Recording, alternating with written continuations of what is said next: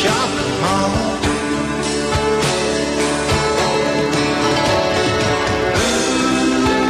Ooh, where the old town goes. Did my hometown get old, or just me? Did all my friends get old, or just me? Are they all gonna have to be told, or just me? Good morning and welcome to Old Town Cleveland here on Whoop FM 99.9, or you can go to the internet at www.whoopfm.com. This is Ron Moore in disguise. I'm still trying to get my voice fixed. What's that phone number, Morgan? Alrighty, well, that phone number is 614-5553, or if you happen to be out of the area, 423-614-5553. Good morning, David Moore. Tell me what's going on. I'm digging in my purse for cough drops for you. Maybe that'll clear your throat up. We trust that everyone had a very nice Thanksgiving. Today is November the 25th, 2017.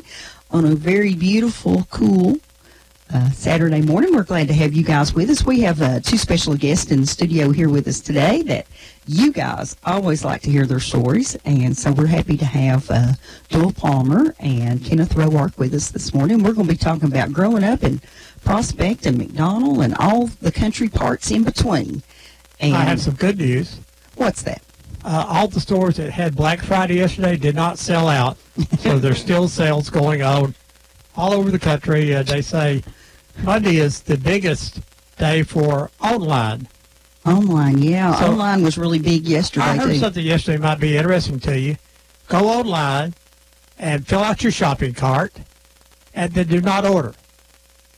And you may Don't be complete the surprised. order. Do not complete the order, because maybe in the email you may get a coupon for some extra cash. Or they're trying to entice you to go ahead and push that Yeah, button. go ahead and push that button. Or they cancel your order. I don't know. No, they don't cancel it. Okay.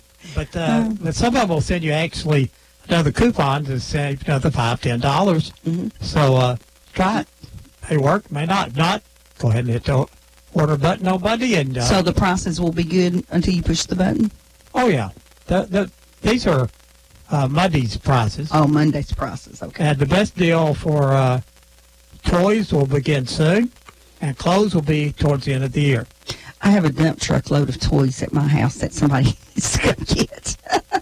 3 grandbabies. I've left all their toys How at my much house. will you pay for people to come get them? Yeah.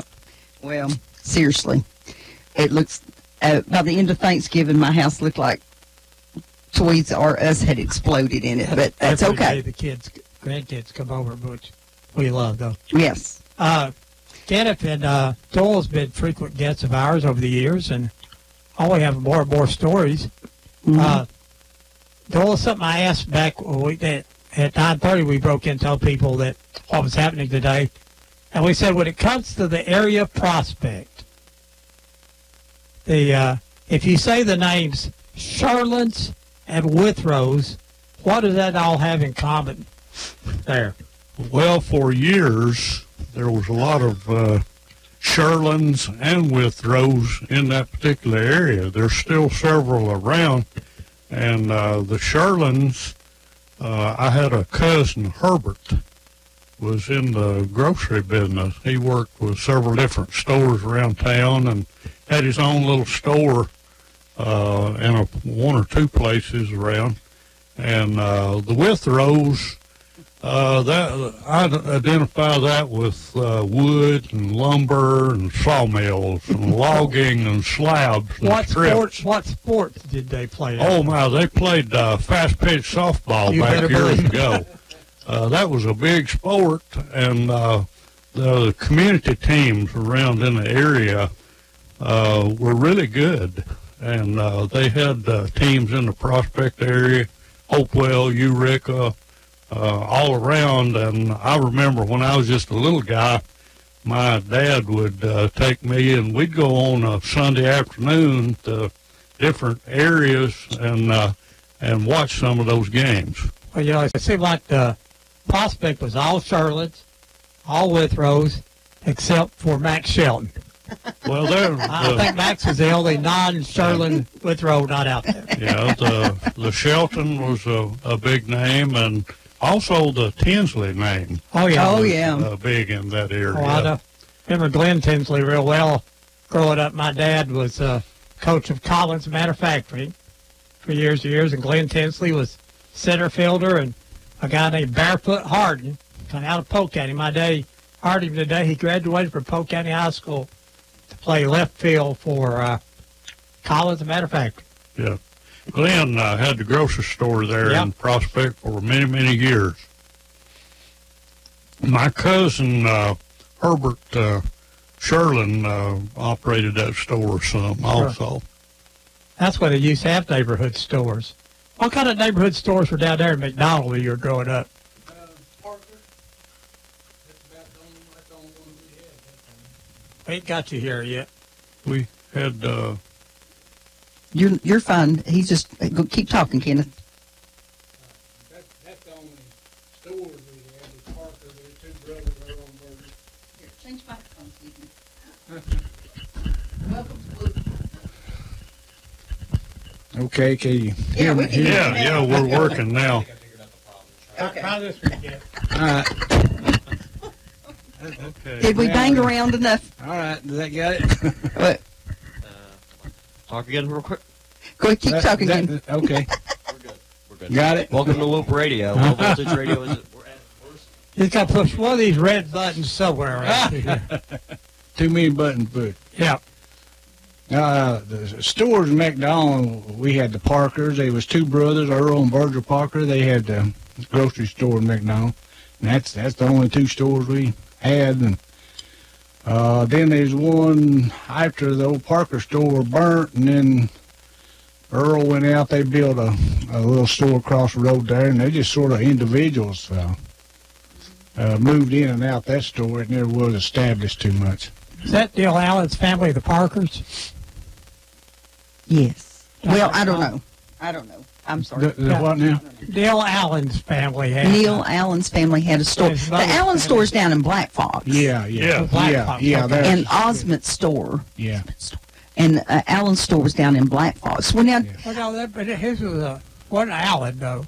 It's His on his Parker. mother's side of it was the Parker. Parker. Parks. Yeah. Maybe you're Parker. Parks or, okay. Okay. But anyway, it's on down like Tunnel Hill Road. Yeah.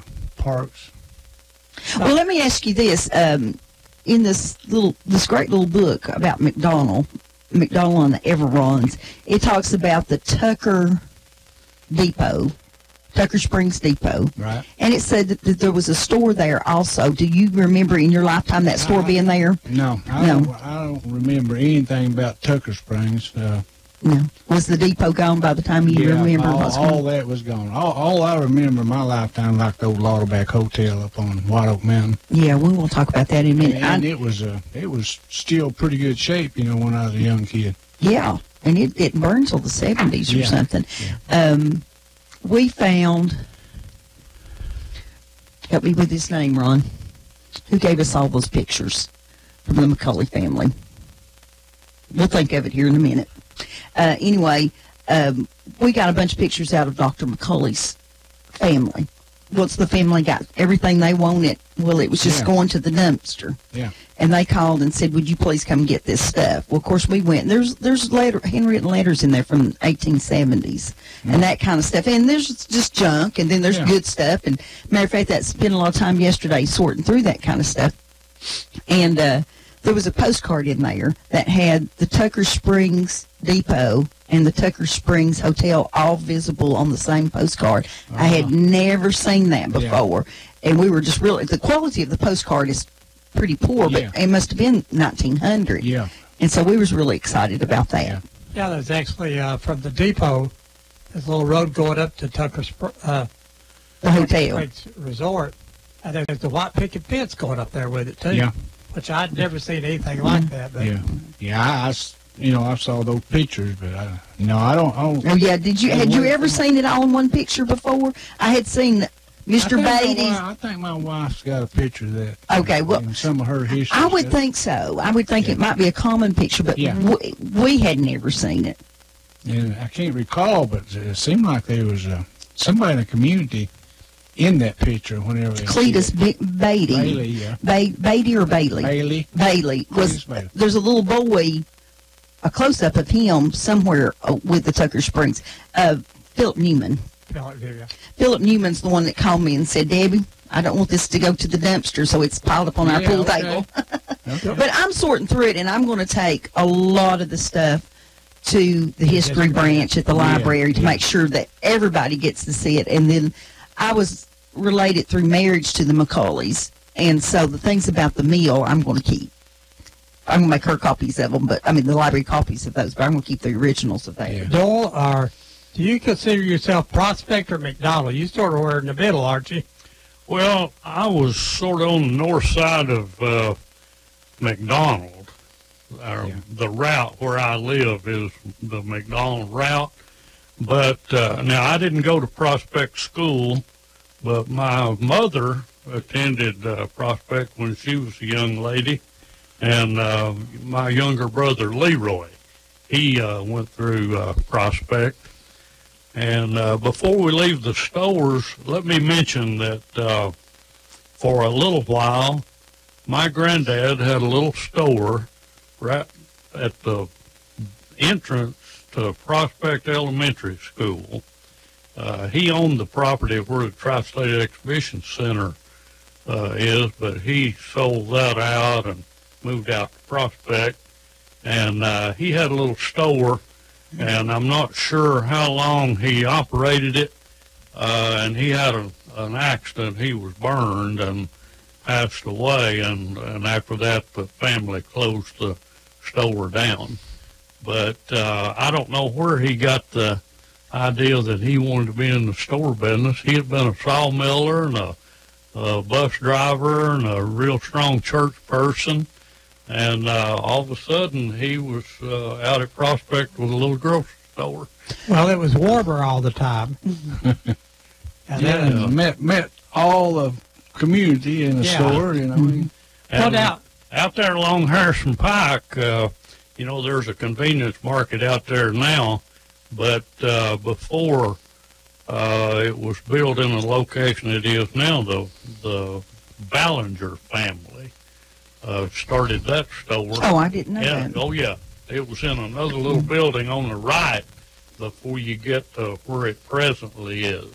Mm-hmm. And then the Ballinger family moved on, and they built another one there where it's located now. And the Collins family did on that. I'm not sure if they still I think they own still it or do. not. I'm not sure, though, but I think they still do. Okay, before the interstate, you came into that area on what's now Old Harrison Pike, and it just came right in front of the school, didn't it? Did the road come? The road wasn't over where it's at now. No, it was right by the entrance to the School. school. Yes. Mm-hmm. So it basically came, the other half of the little Well, road's over. I'm just pointing everywhere, folks, if you can see me. When you're coming out Harrison Pike, there at Jackson's Lake, turn right and go around, and you'll cross Candy's Creek, and that'll be the old Harrison Pike right there. Yeah. Now, P-Dab used to talk to us about the mill that was there. He remembered it as a tiny child, the mill that would be about where the bridge is now, I believe he says. There was a big mill there. Isn't it a shame that we lost all of those mills because every stream and creek had a mill on it here in Bradley County. And we have not one of them left. I know there one at Mid-County. Cog Hill, that was in really good shape, and about 15 years ago, some folks started restoring it. They kind of had a vision of Prater's Mill in their head, I think. You go up there, you stand on that bridge, you can see all the old rock work and stuff that made the dam and stuff. Tornado came through and pretty much undid everything they had done, and here, the last time a tornado came through that area, it did more damage. It won't be there long. Yeah. It's a shame because it's a beautiful old building. What did you get at these old stores? I mean, did you get your coal oil and...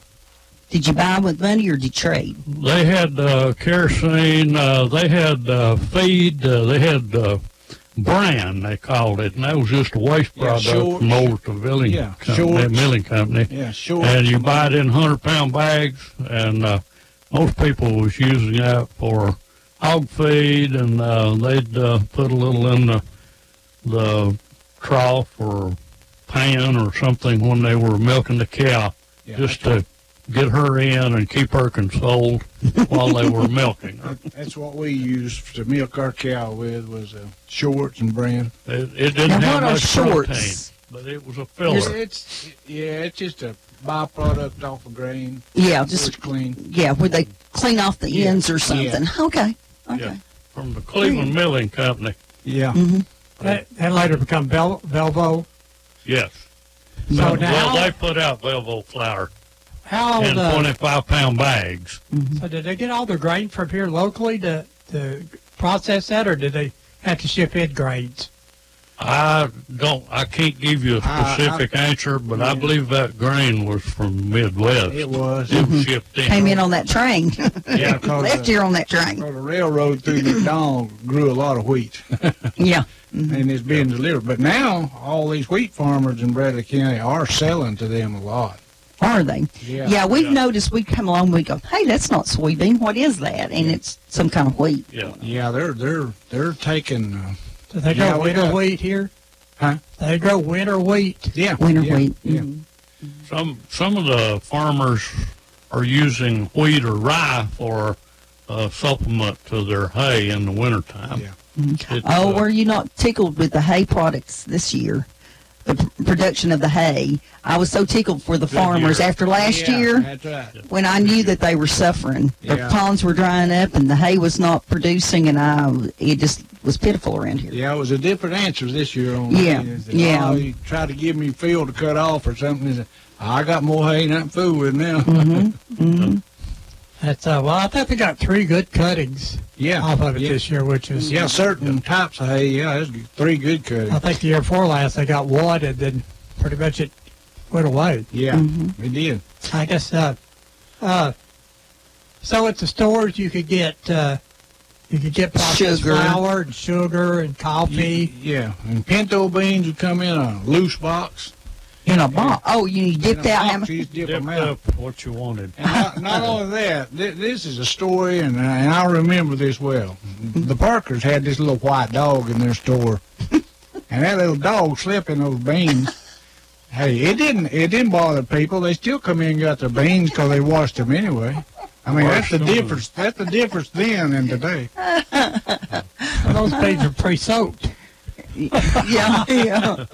Another thing about the Virgil Parker store in McDonald, I don't know if Kenneth's family did or not, but we had laying hens, and we get an old hen that was sort of wore out. We didn't need to make any more chicken noodle soup right at the moment, and we'd take those hens, old chickens, down to Mr. Parker's and leave them, and there was somebody that would come by from Chattanooga and pick them up and take them. They would buy them, and then later we'd go back and get our money for Well, Ron's uncle tells a great story about Tinga. He started raising chickens, and he built him a little carrier on the back of his 1947 whatever, and he can tell you the size of the motor and the color of the car and what size tires it had on it. You know, he tells you all that when he tells this story.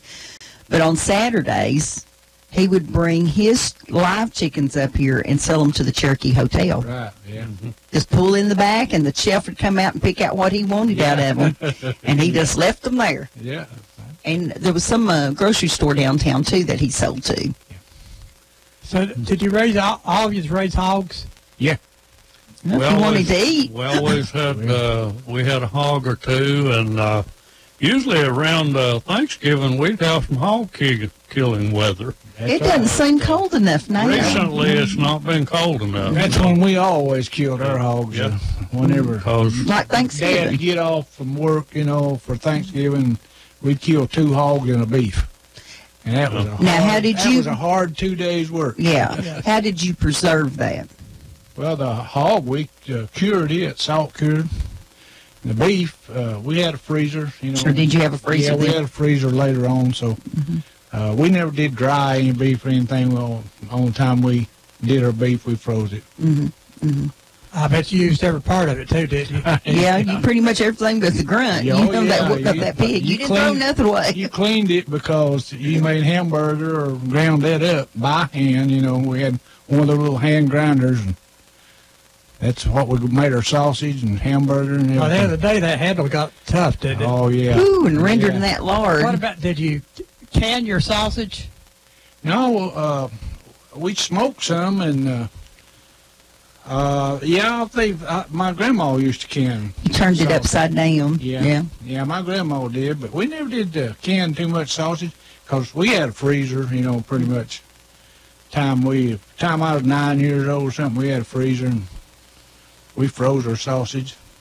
But then Dad, he'd smoke some of it too, you know, and that preserved it a lot. I was pretty much didn't mind the processes until they made that souse meat. That's something I've never got a taste for. It's souse meat. August. We had a neighborhood lady, I ain't kidding, Miss Bates, and she just passed away. She could make that souse meat.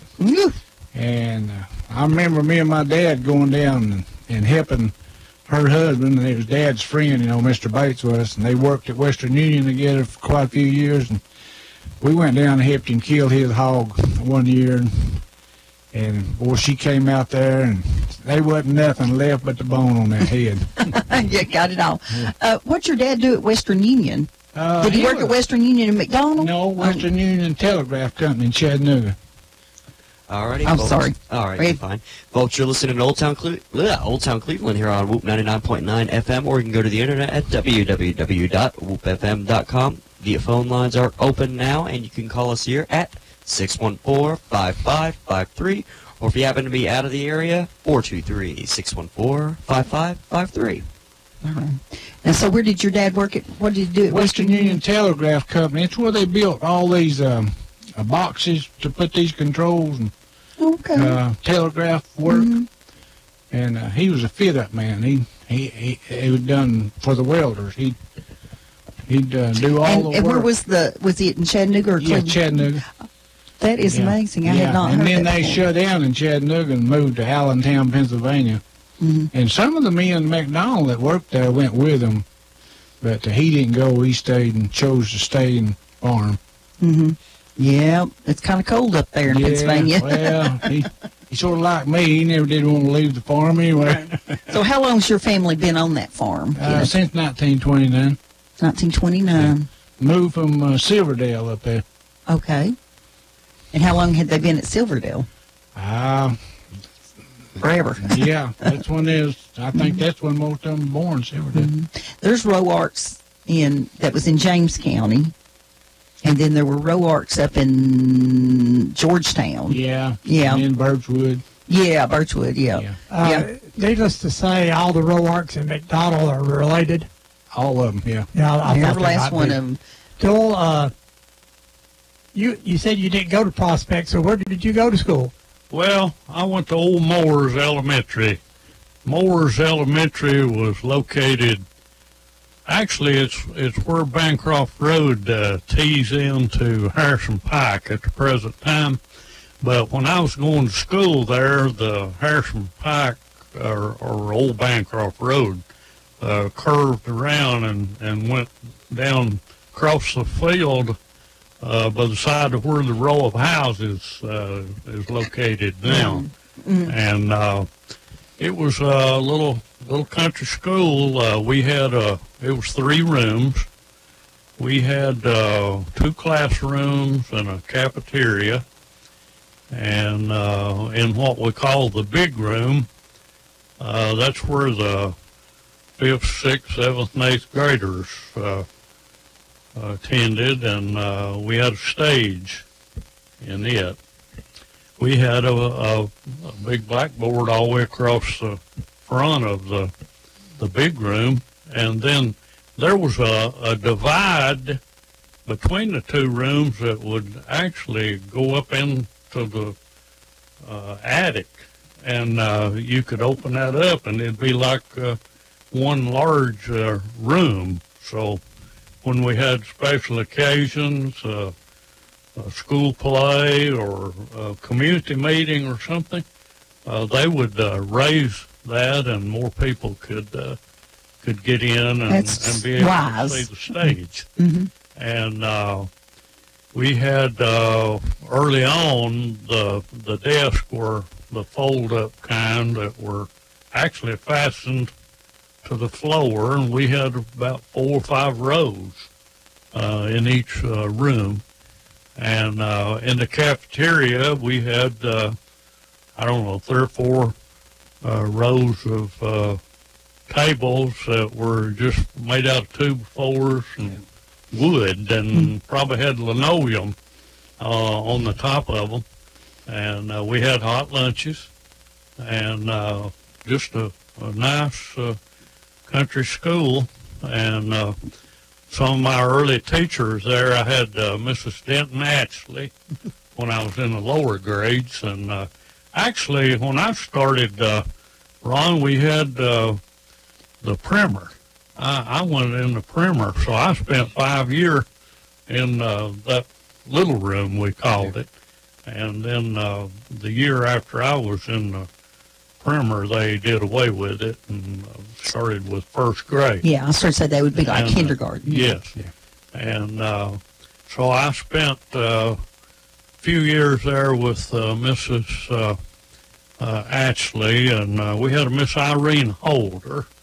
The Holder family had a farm there right on White Oak Road after you turn off of Harrison Pike. And Miss Irene was at Moore's a long time, but she ended up getting married, and she married a fella. His last name was Williams, I believe, and she actually ended her teaching career in Riceville. Mm-hmm.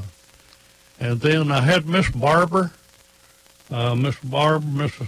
Barbara in the big room, and I guess I had her about probably 3 years, and then I think the last year I probably had 2 different men. I had a Mr. Matthews and a Mr. Bean, I believe, but it was a nice little school. We had probably 75 would have been the maximum number enrolled in primer through 8th grade. Now, did a lot of your friends stop when they got finished at the Moore School and didn't go on to high school? There was back then. There was probably a few people that dropped out and went in the workforce, and even in a few cases, some of them, with the help of their parents, forged papers and went in the military to have a paycheck, because times were hard. Money didn't grow on trees, as they say. They sent that money home to their families. How far was the bathroom from the building? Well, best I can remember, on the back side of the school, and the teachers could actually see out the windows. They could see the girls' bathroom, and it was probably, 100 to 150 feet off of away from the school. And then the boys was on the blind side, and it was about the same distance, I guess, on the north side. You should have windows watching the boys, because they tend to be the ones that get in more trouble, right? Probably got more trouble. I don't remember, a whole lot of discipline problems in that school. I remember for sure Miss Holder, she had a piece of a slab, and it was flat on one side, and it was rounded on the other, and it just depended on how much she wanted you to feel it. But if she wanted to just make a noise, she used that flat side.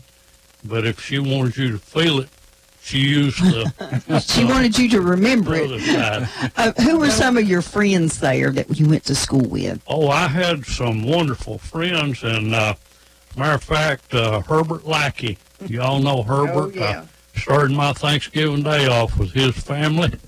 They had a big breakfast, and we've been socializing since we were just able to walk. Really, we grew up together. I had Darwin Matthews. That was one of Pete Abb's cousins that was in my class. A fellow by the name of Gail Scoggins,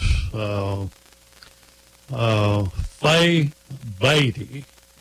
Faye, and she had a sister, Dolores, that lived right there close by. Their family had a dairy.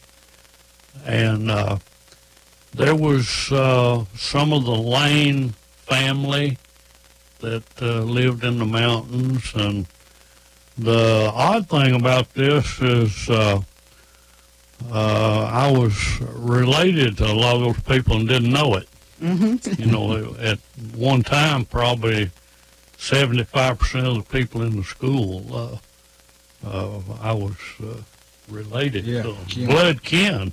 And the Bancrofts had some of the Bancrofts, Sherlins. I had another first cousin, George Thomas Sherlin. We were in the same class together.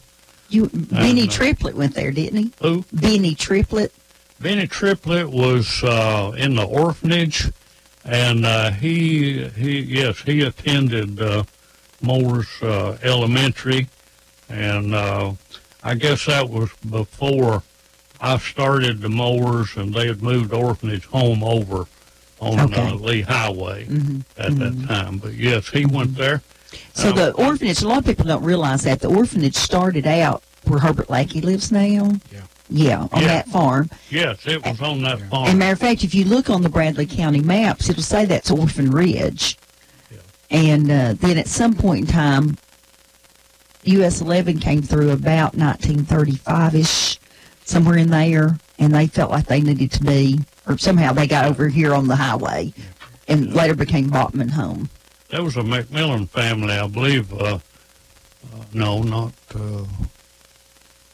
McMillan. Maybe it was McGill family that owned that farm before Herbert's family got it. And I can remember a dorm building that was just a little bit north of where Herbert lives now that they had built. And somebody might call in and correct me on this, but I believe that was an all-boys home at the time. It was there on... May have been. Matter of fact, there's some of those fellas that still, in the last 5 or 6 years, have come to Herbert's for a reunion that grew up on that farm that had originally built his, it's not the potato house, but his well house, I guess, spring house. That's in his front yard. You know, it had that 1930s little rocks, like the CCC boys did. Yeah, that's a little spring house. I believe the potato house is across the road. The little white house across the road. That they've talked about refurbishing it. It's, you know, when you own these older pieces of property, they own you. And it's really hard. You know, people say, well, why don't they, you know, refurbish that? Well, it takes a lot of time, energy, and money. Kenneth, I imagine you at McDonald. Right. So, you think everybody's name was Roark that went to school there? No, of course, there was, you know, 5 of us kids, all of us went there, but I was the youngest. But I started there about 51, 52 year, and it was quite simple. But Doyle was talking about Miss Ashley. See, when Moore's closed down, she come to McDonald, and she was my first grade teacher. Oh, was she? Yeah, a very, very sweet teacher. Everybody liked Miss Ashley. But in the old part of the school, we had 3 rooms and an auditorium, and then we had 2 grades in each room, and then in the auditorium we had 2 grades there. So we started out like first grade through the 8th grade, and then we had our programs, you know, Christmas programs and King and Queen programs in that auditorium, and quite a crowd always turned out to that fall festival. You know, we had those back in those days too. But then they built on to that school. You know, it got crowded, and they built on. They built 3 new rooms and finally got a bathroom. Inside? Yep, inside. and got a new cafeteria, and it was capable of housing about everybody at one time to eat then. It was a large cafeteria. But you used to have to rotate because there's a little bitty cafeteria, and it was just sort of down under a basement-like thing. Right. In the old part. But they built that new part on, they built a real nice cafeteria. And then we had the inside restaurants. Who's some of the other people you would, some of the other names you went to school with here? Well, the McGills, you know, the Banthers, Scogginses, Sneeds. It's just, you know, if I start calling names, I'm going to make somebody mad because I didn't call their name, I guess. But Probably had some Popes and Bancrofts and not as many Bancrofts. No, didn't have, no, I don't remember, you know, like Ray, he's my age. I don't, he didn't go there. He must have went to Prospect. Probably did. But, yeah, they was several in my family went to, you know, cousins and all. It's quite a clan of us at one time. Now, how is Eileen related to you? She's my first cousin. First cousin. Yeah, her dad and my dad was brothers. Now, who was your dad? Charles Roy. So, And her dad was Orlando. He was a house builder. Orlando. Now, where she lives at now, if you go straight, like you go over towards your house, when you get right there at the S-curve, who lived right there in that corner house there at the S-curve? That's my sister lives there. That's our old farmhouse. Okay. That was your dad's house? Yeah, that's my dad's house. Okay. Well, we were, that was really my grandpa and grandma's house, Roark's house. We lived down on the edge of the farm, right beside Eileen, really, where she lives now. Yeah. We lived in a little two-room house. 7 of us grew up in that two-room house. We had a living room and a kitchen. The living room served as the bedroom, and we had the log heater, had an ice box, and we had, I think it was 3 beds in there.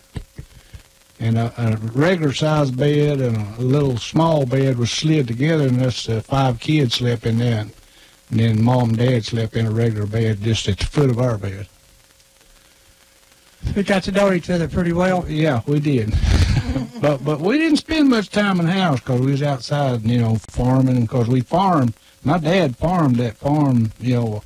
Well, Orlando, during the war and stuff, he took charge of that farm. And because my granddad, he got sort of disabled, and he come up and took care of the cows and sort of farmed a little bit of that farm. But later on in life, my dad pretty much took over the farm and then eventually bought it from my grandma. Something I noticed about all this area down through there, that good reason for farming was a lot of good water down there. Yes, sir. There's springs everywhere.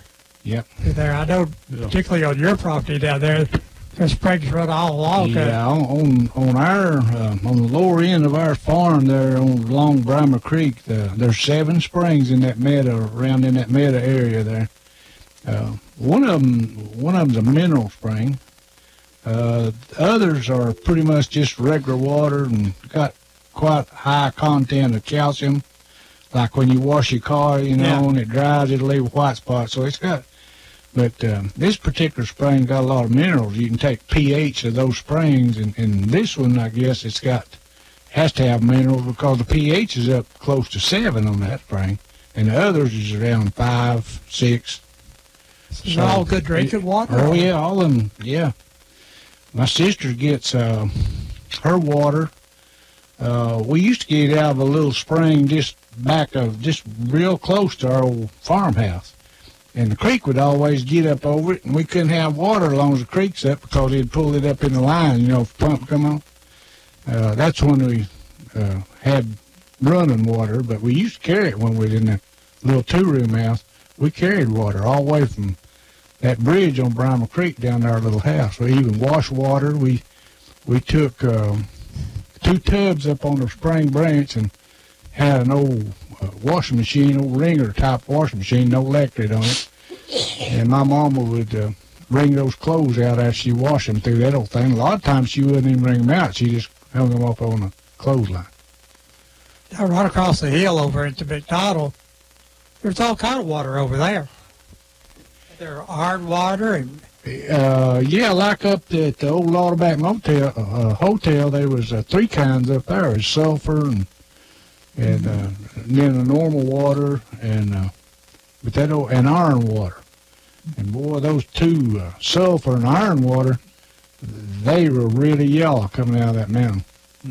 So Lauderback had iron water too? Yeah. Yeah. I know that Toker Springs did too. Yeah. I think over at Mineral Springs they said there was 7 types, even arsenic, iron, sulfur. One was just a good old spring water. Yeah. And but people used to come down there and drink that because it's supposed to be healthy for them. Yeah, some of it they would. Yeah, arsenic water doesn't sound real healthy, does it? No. So, Kenneth, did you grow up thinking your name was Get Water? Yeah. Yeah, we have one well there that is iron water, and you have a white shirt that you want to change the color. Just wash it one time, and it's amazing how it changes the color. But we had another well drilled probably, I don't know, 150 feet from that one, and they went through limestone rock, and the water blew out, and it's just clear as crystal. Yeah. And it's amazing how it can be so much different in such a short distance, but it has to do with the depth that you go down. Yeah. That's what they said at Mineral Springs, where, of course, everybody's heard of Mineral Springs nightclub and bar and all that out there. Mineral Park. That's actually a Mineral Park, excuse me. Yeah. It was actually a resort at one time. That's right. And that's where they got off the train and stuff and come up to the old Lauderback Hotel. But the water was an attraction, but they said within hundreds of feet of each other, there'd be a different spring coming up with a different kind of water. Yeah. But you know, on our farm, there's no iron water, and you know, there's been, of course, my well's not but 67 feet deep, and it's just like the spring water, you know. But all that land right where we live there, you go down just a little bit, it's rock, you know. It's like all those springs where all that water comes out. It comes out of rock. So there's not, you know, it's all like you can't hardly build on any of our farm, you know, back north part, northwest, where I live on it, the northwest corner. There's water under there everywhere, and it comes from that direction. Maybe one of you will know the answer to this. In Bradley County, it's one of the few counties I know where all the water runs north. Any Most idea? of it. Cahutta Creek runs the other. Yeah, well, that's on the different watershed. Everything on this watershed runs north. Barber Creek runs north.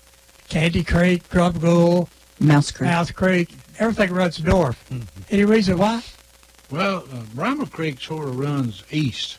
You know, it starts, and all that water comes from the northwest underground. You can witch those streams from those springs, and they all come from like northwest. Coming out Hamilton County, like? White Oak Mountain over in that area. So that goes, up that valley, they're really coming out of that valley up toward Doyle's too, you know. Yeah, like, Well, Harris Creek travels east and runs into Candy's Creek and then goes north. it runs northeast all the time. Well, they're like Drum Gould, Dry Creek. All those are running basically north. It hits Candy's. The Candy runs north all the way through Brandon County to the Hiawassee River. See, the first spring that goes in to form Brimer Creek is under our Interstate 75 on White Oak Mountain. They had to pop that spring out from under that interstate when they built it, so it wouldn't interfere with the, with the stability of the road. Just running off of its own power, it's pumped out of there. Just it doesn't need a pump. No. And then there's 2 more springs right below it on the Trotter farm. There's a good spring there. It puts out several hundred gallons a minute. Then, there's a lot of little ones down through there, but But that's where Brimer Creek starts, and then when it gets down to our area, then the creek really fills up with all the springs we have. Noel, where does Harris Creek start? Starts back over towards where the old dump is, doesn't it? Well, Spring Branch runs behind my house. Yeah. And just before you get to my house, there's 2 or 3 small springs that feed that. But recently, due to the dry weather, there's not much, there hasn't been much flow in that creek. Now, I still have 2 pretty good springs behind my house that flow south there and go under the interstate and across the Zyge farm where they're developing the new business park, and then it goes on into the Brimer Creek there. That starts. Your water runs towards Brimer Creek, but what starts Harris Creek there? Good right along. Some of Harris Creek starts over on White Oak Mountain, northern White Oak Mountain, and comes east over. It's just it's like most every else creek. Some of that creek or some of that water runs out of Owl Holler and the Mountain Road area. And that's where I'm and from. Runs right behind Herbert Lackey's house. And then it curves and goes through the Beatty dairy farm over at Julius Beatty's, Frankie Beatty's, his mother. And so that would be the beginning of Harris Creek, or a little bit comes out of the White Oak Valley. That'd be Bixby or Harris? No, that's Harris. Bixby's was on north. Bixby's on up toward Hopewell. Right. Yeah. Okay, yeah, you got. Yeah, above Doyle, there's really like a continental divide of the of the running water. You know, it starts north and south. Well, that's how water level highway got its name. It's kind of the divide too, isn't it? Yeah. A lot of interesting things down in that parts, and I think one thing for sure, we know why people settled here.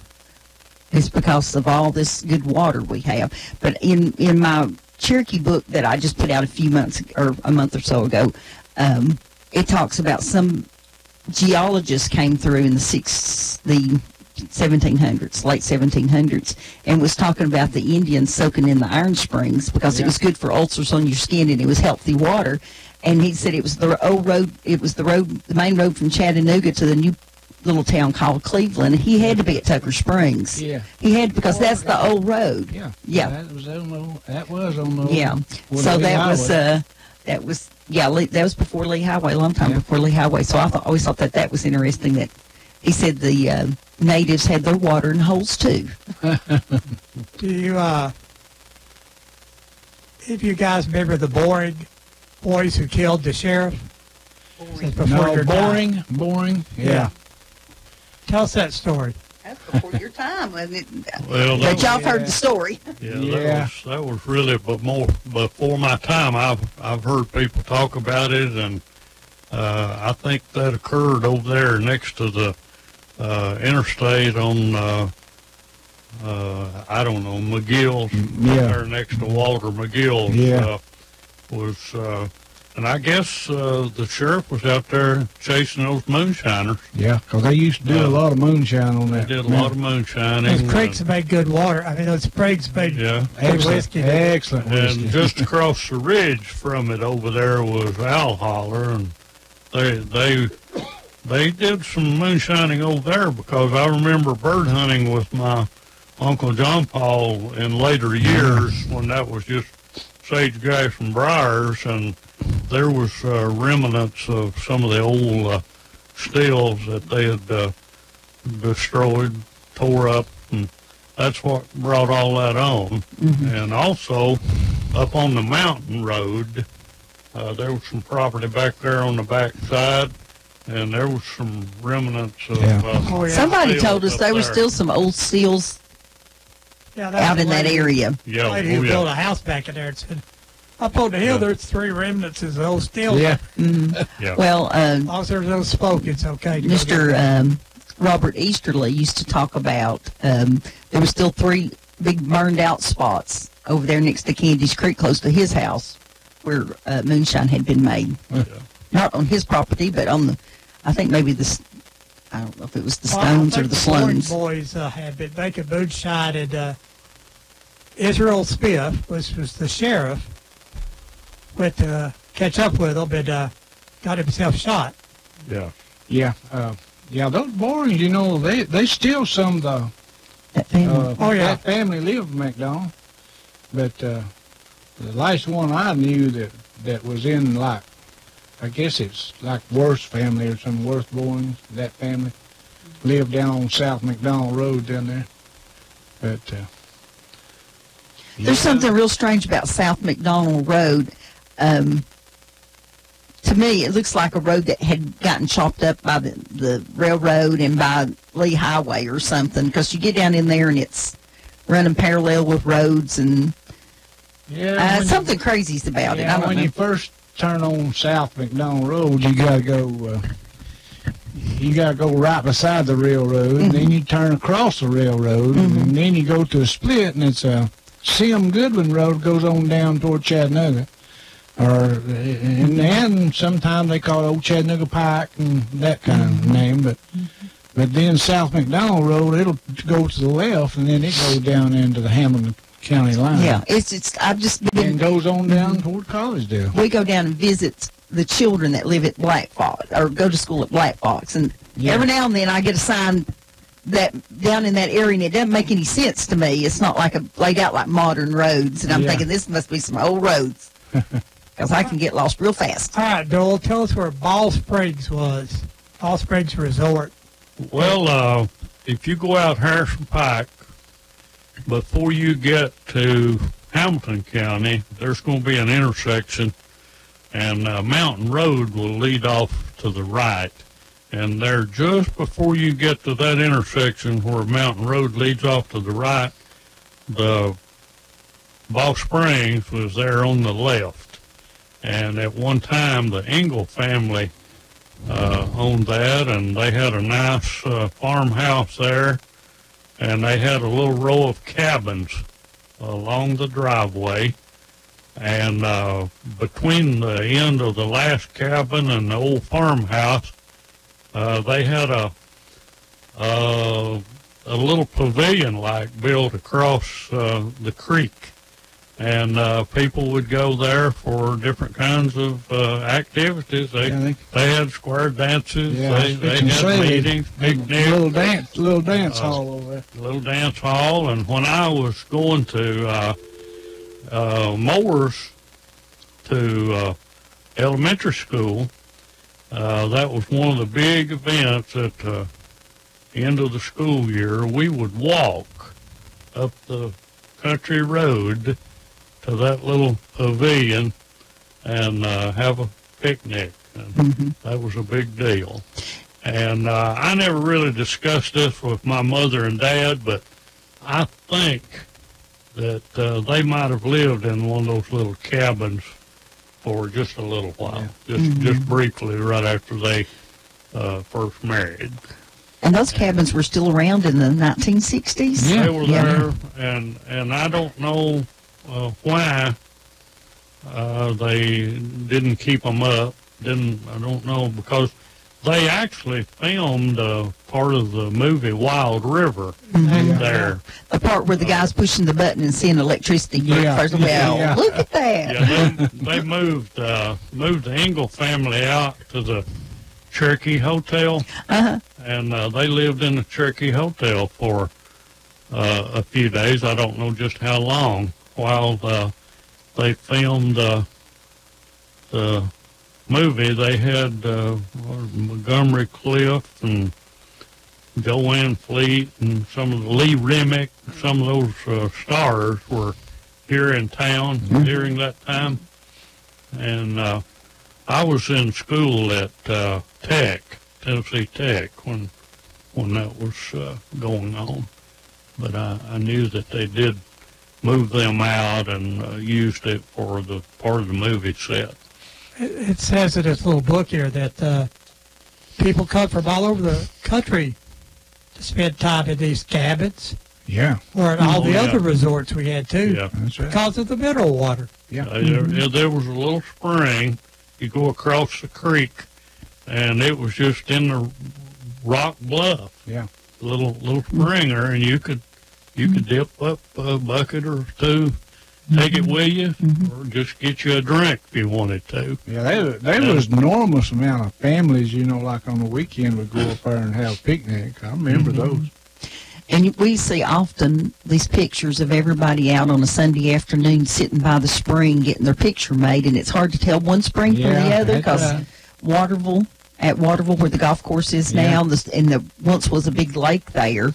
They had picnics and things there. It's called Spring Garden, I believe they called it before we started calling it Waterville. For a long time, there was a nice house across the creek in behind those little cabins, and I think the Harrell family that used to be in the florist business owned that property, and it's probably still in their family. There's nothing's happened there in years. Yeah. But that old house finally just fell in. Yeah, that storm come, across that mountain Yeah. right there and tore a lot of that old building down. Yeah. I was just looking a few minutes ago here on Facebook, and Margot Steele from the History Branch had posted a letter written at the Tucker Springs Hotel, and it said it was 22 miles east of Chattanooga, and listed the railroad, what railroad it was on, and all this stuff. And nice, fancy letterhead, and that was like in the 1890s. And I think Mrs. Tucker started that right after the Civil War. Yeah. Louderback Springs Hotel was 57 hotel rooms built in 1890. And it was still there in 1970s. 70s, 60s. Yeah, early 70s, and then, people started coming up the other side of the mountain destroying that building. But it was only $18 a month. Yeah, when I first started. Yeah, my mom's uncle used to be, after they shut that down, he lived at the foot of the mountain. And then he, close to where all those springs was, and then he had a spring right in his backyard there, but he lived at the foot of that mountain. And he was the caretaker and the overseer of that old Louderback Hotel. That's what it takes. He wouldn't let nobody go up that road and stuff, that motel. So he kept everybody out from his side, but then they started coming up on the back side of the mountain, and they had parties, and that's how it got burned down, too. Somebody's messing around. But anyhow, they went in one time, and they just destroyed all the inside. The piano was still intact and everything. I remember when I was a boy, he let us go up there, and he went with us, and that's the only way you could go is him go, because all the piano, a lot of things were still in that old hotel. So, and then it had a big old cistern out where the water, where they caught the water. Caught the water.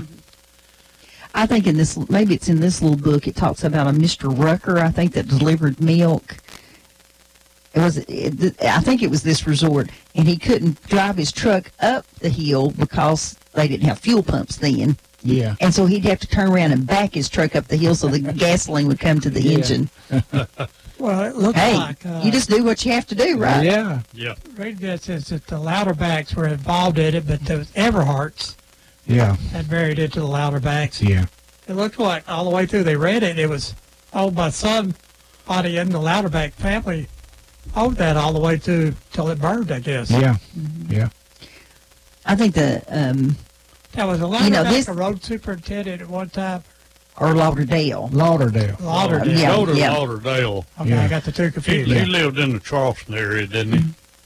I don't know. Yes, he did. Yeah. He did. This reminds us of what Ron talks about every week on the show about writing things down. This book was written by Mrs. Henry.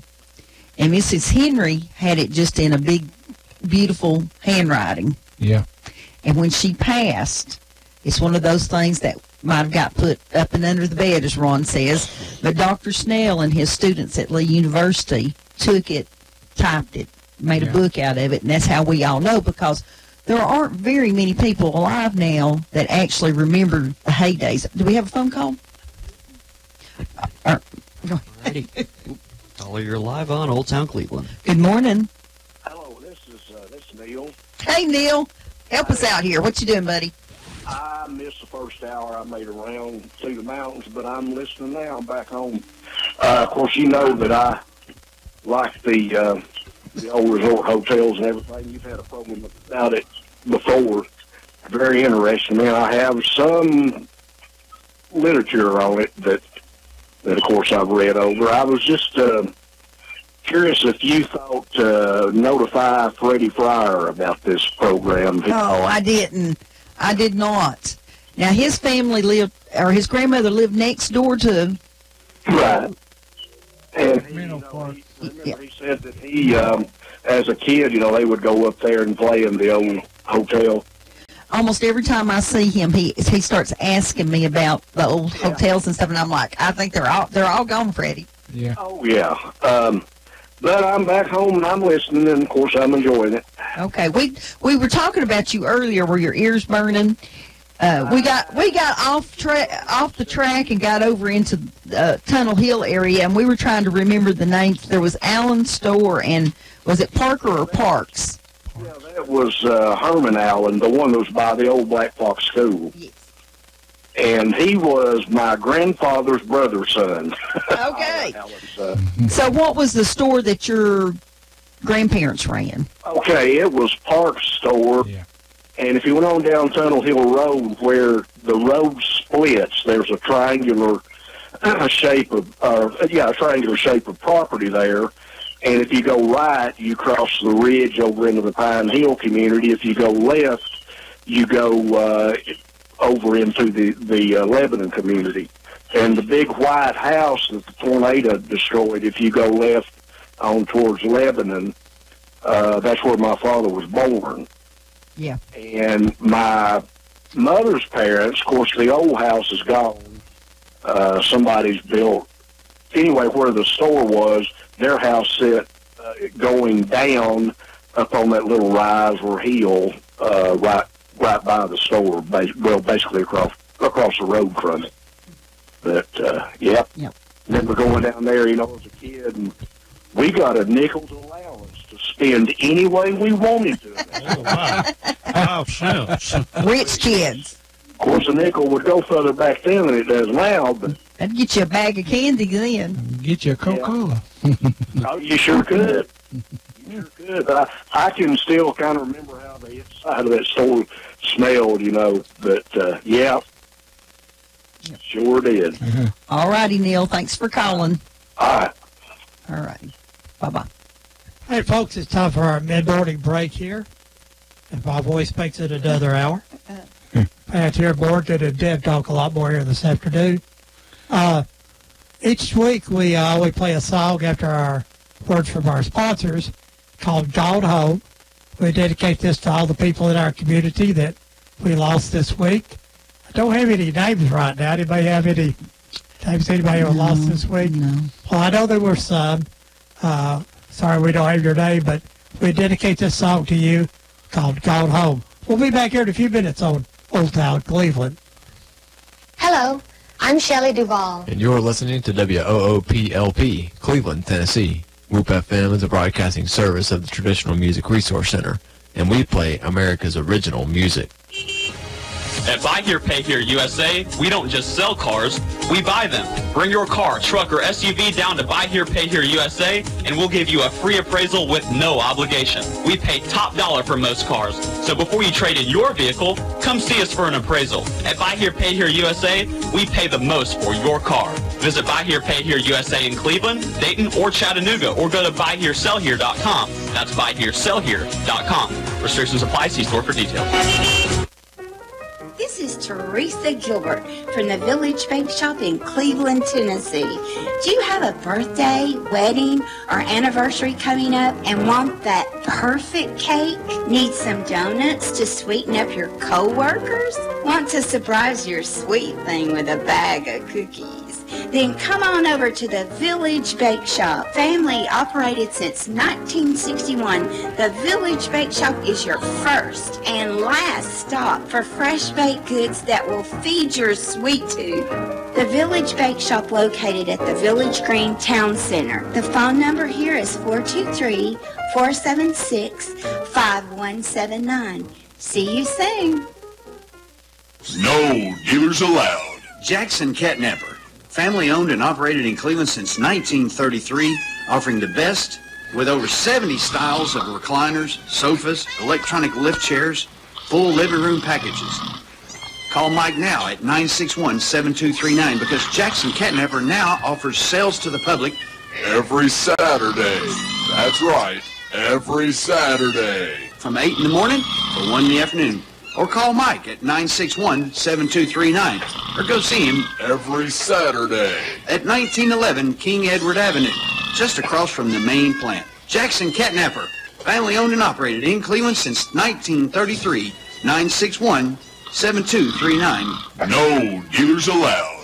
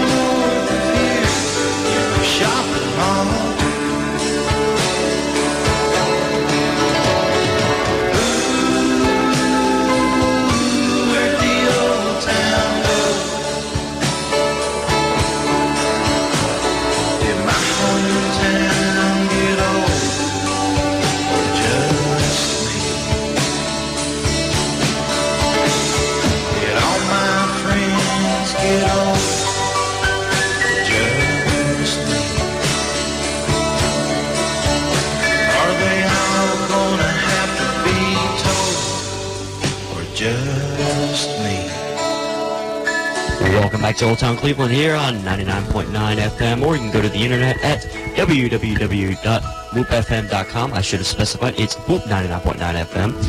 Phone lines are indeed open, and you can call us here at 614-5553, or if you're out of the area, 423-614-5553. Debbie Moore has a few quick announcements for us before we get back into the swing of things.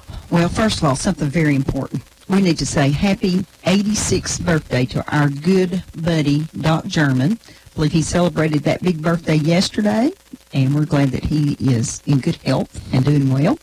Also, if you'd like to purchase copies of my book, they are available at the History Branch at the Cleveland Public Library. The Christmas parade will be Friday night, December the 1st at 6 p.m. And there's a gentleman missing over on Snow Hill Road in Hamilton County. His name is Frank Gray. He went for a walk yesterday afternoon at 1 o'clock and has not returned home, which is highly unusual. He walks the area all the time. He had on a gray and blue flannel shirt and blue jeans. If you remember seeing him, please call the Hamilton County Sheriff's Department. They're trying to figure out what happened to him.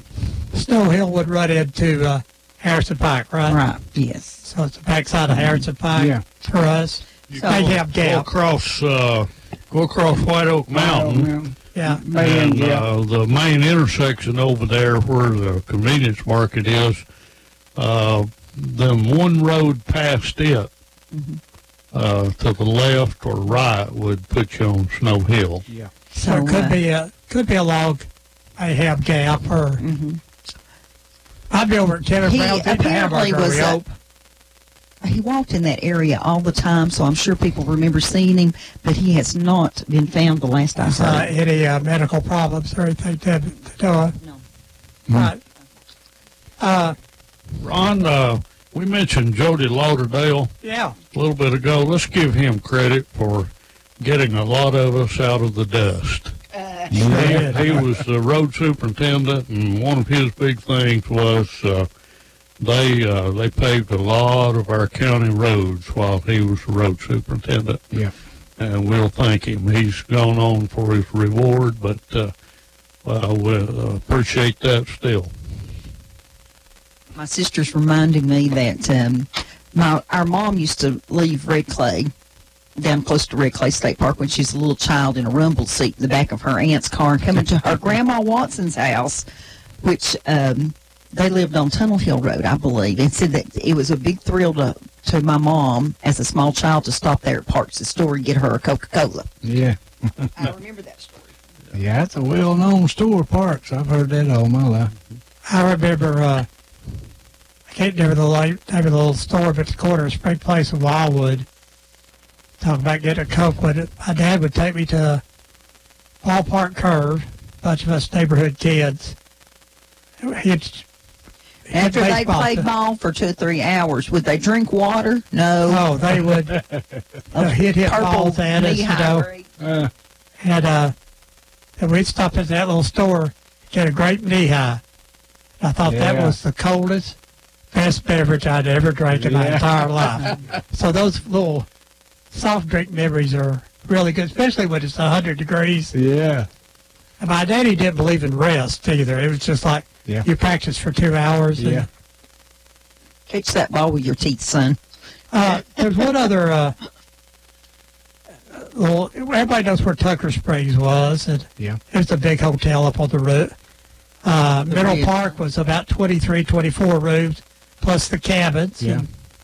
But Powder Springs, there's no pictures of that or anything. And that's not far from your house. No. I think Doyle helped us find it after the last time we asked It's where the him. goat farmers are now. That's right. They got, Well, but the spring actually is where you see the concrete go across the creek. You know, they put concrete down in the creek, and there's a new house, and then there's a cabin up on the hill. Yeah.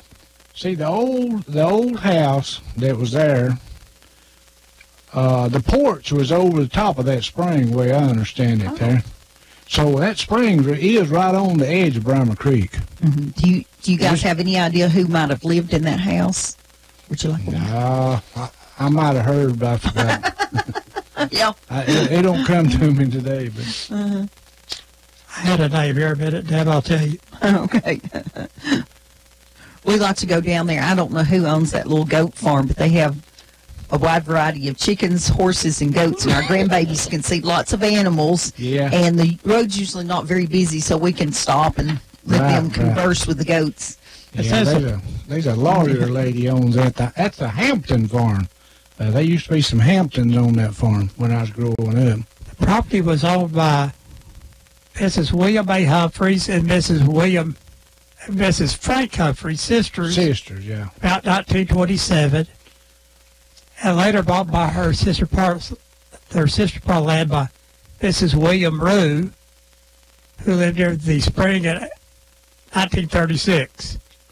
And that property was owned by Lillard Taylor. So, I don't know. Mrs. Rue, you know, she lived to be 101, I think it was. She ain't been dead just a little while. Oh, I didn't know that. Yeah. So did they have a resort there, or did? No, I didn't think that's about it. No, I don't think it was a resort. It just like a rental a house, bread and breakfast type thing. Oh. But this guy that built this house there now, he put some cabins up on the hill and stuff. But now Summerfield, you know, owns that. Oh, does he? Yeah. Yeah.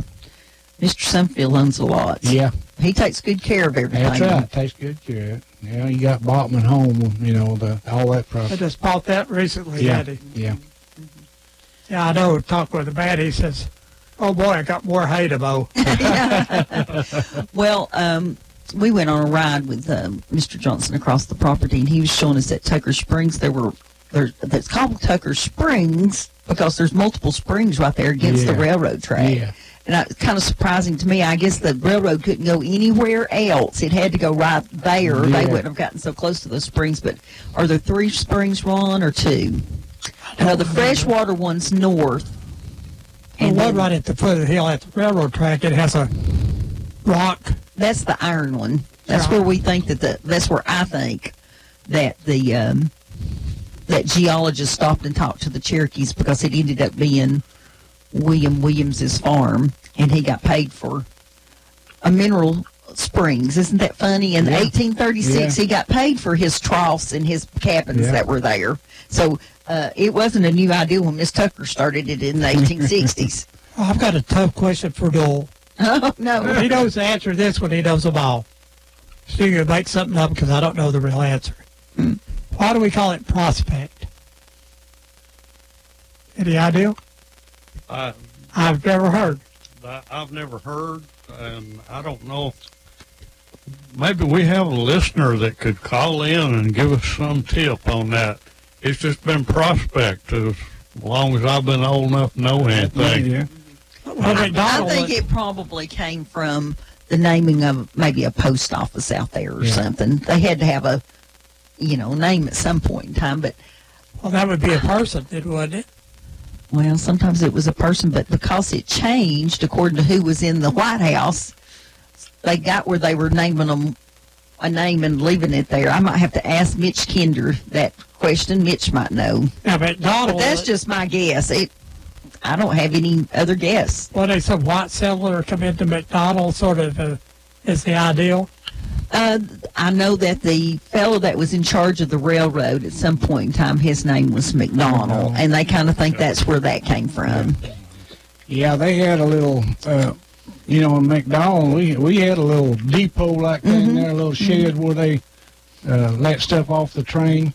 My dad bought a fertilizer spreader one time. It was made out of wood, but it had the metal stirs inside, and that train stopped there, and I thought that was awesome, going over and picking that fertilizer spreader up in that little shed where that train set it up. We were very fortunate here that, of course, we had the Hiwassee River, and we have the Conasauga River that can take you all the way to the Gulf, and happened to be somewhere where the railroad came through. And that's why this area has grown like it has. Yeah. Is that railroad's 1851. Yeah. That was early for the railroad. And before that, it came to the Hiwassee River. There was a short line that ran from the Hiwassee River to Athens, long before 1851. Of course, there's a lot of individuals started railroads and went bankrupt. Yeah, they did. Yeah. So, it seems like to me a long time ago we talked about Bancroft Church and it being moved. Did I dream that? No, you didn't dream it. Bancroft Church was located on Herbert Lackey's farm. And see, that's where the orphanage was at one time, and the church was there, and it was actually across the road from where his daughter Kim lives now. And what they did, they sawed that church in two. And they moved it in halves down to the present location. And they set it up on the what is now the parking lot of the present church. And they fastened two halves back together and had church in it for a long time there in that present location. And then there was a fellow by the name of L.C. Chambers, and James Earls was the pastor, and they formed the concrete block, and they built the church that's there now originally just out of concrete block. And for a long time, that's what it was, just block. And then later on, they've bricked it on the outside. You know, that was pretty cool. Really a nice country church. Okay, let me ask you a dumb question. You sawed it in half. You talk about tall ways or... no, like in two standing pieces. Two standing pieces or in half. This no, way. no. It was. If you were sitting in the back, you'd be with the back half. Yeah. Oh, okay. That's the way they sawed it in two. Okay, I was going. They been touch the top off and carried the top down there. No, they just. They were trying to get the width of the road. You know, there's lots of talk about. Out at Samples Memorial, out on Spring Place Road, Seacat that used to call us all the time, and we've lost Seacat a long time ago now.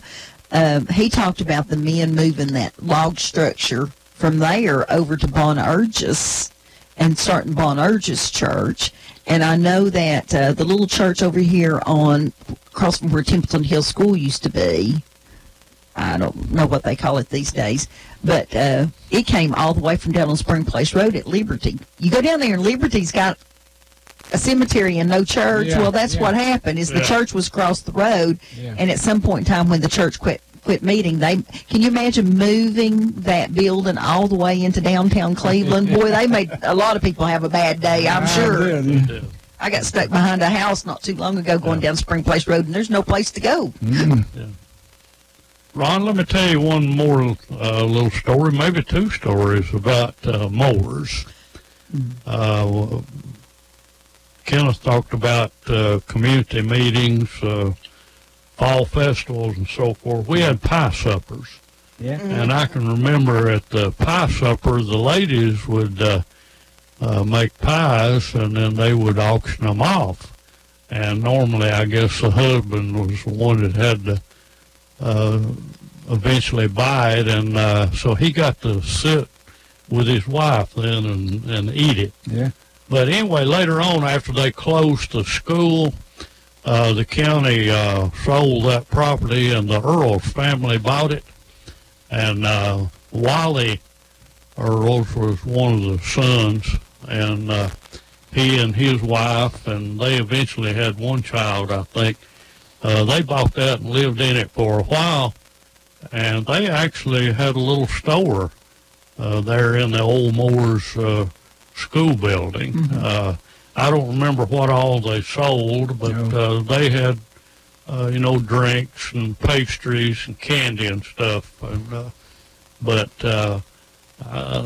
and then later on they sold it, and somebody got the property and tore the building down, which was a structurally sound building. Yeah. The county had always kept a good roof on it, and we had a big bell up in the roof and we had a wire coming down through the ceiling in the big room, I guess, and we could ring the bell from inside.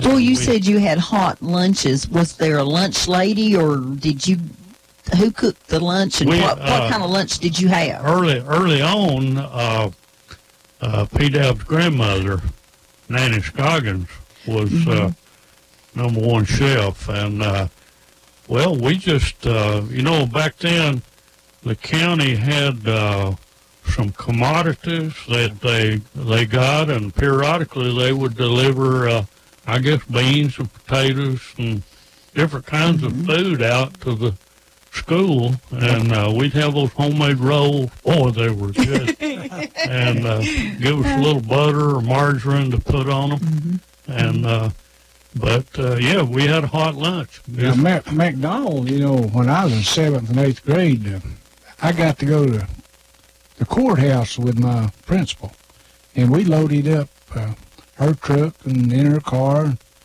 bring stuff to school to eat, for them to cook.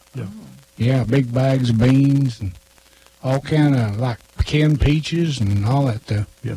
Yeah, I got to, because I was basically one of the biggest ones in the, I guess called it a farm boy or something.